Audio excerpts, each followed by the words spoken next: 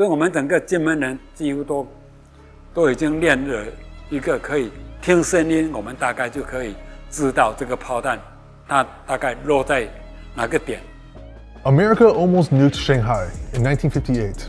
At the time, the Republic of China had fled to Taiwan and the Chinese Communist Party was ready to finish off Chiang Kai-shek's remaining troops. To do this, they bombarded the island of Kinmen, which lies only 10 kilometers from the Chinese mainland and 200 kilometers from the rest of Taiwan. This attack was a test of America's promise not to defend the islands of Kinmen and Matsu from Mao's army. On August 23, 1958, at 5:30 p.m., 600 cannons fired upon the 4 islands that make up Kinmen. In 2 hours, over 40,000 shells blanketed the island, killing 3 major commanders and injuring the visiting defense minister.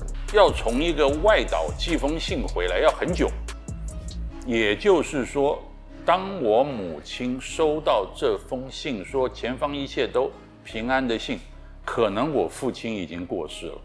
Over the course of 1.5 months, over 470,000 rounds of artillery battered the island, averaging 3,100 rounds per square kilometer.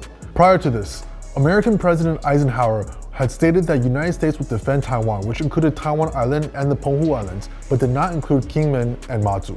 As artillery fired upon the soldiers on Kinmen, the Chinese Communist Party also attempted to set up a barricade to prevent ROC supplies from reaching Kinmen.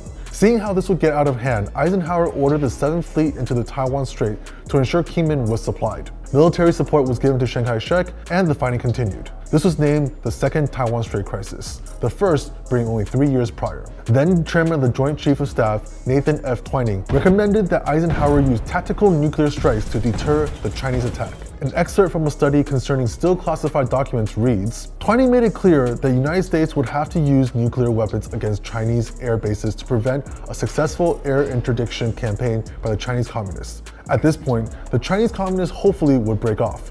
But if they did not, the United States, Twining indicated, would have no alternative but to conduct nuclear strikes deep into China as far north as Shanghai. Twining said the likely consequence would be a nuclear retaliation against Taiwan and possibly Okinawa. Eisenhower decided against this decision but continued to supply military staff and weapons. Months later, the PRC set up a schedule of continuing the artillery barrage on odd-numbered days only. This intermittent shelling would continue for the next 20 years until 1979, when China and the United States set up formal diplomatic relations, ending ties with the Republic of China and Taiwan. Analysts believe that the Kinmen's bombardment were all for show. It is believed that Mao had never wanted to take over Kinmen, as it would sever Chiang Kai-shek from China and eventually lead him to develop Taiwan as an independent nation, rather than a part of ROC. For the exact same reason, Chiang wanted to hold on to Kinmen as a sign that he did not give up hopes of reclaiming the mainland.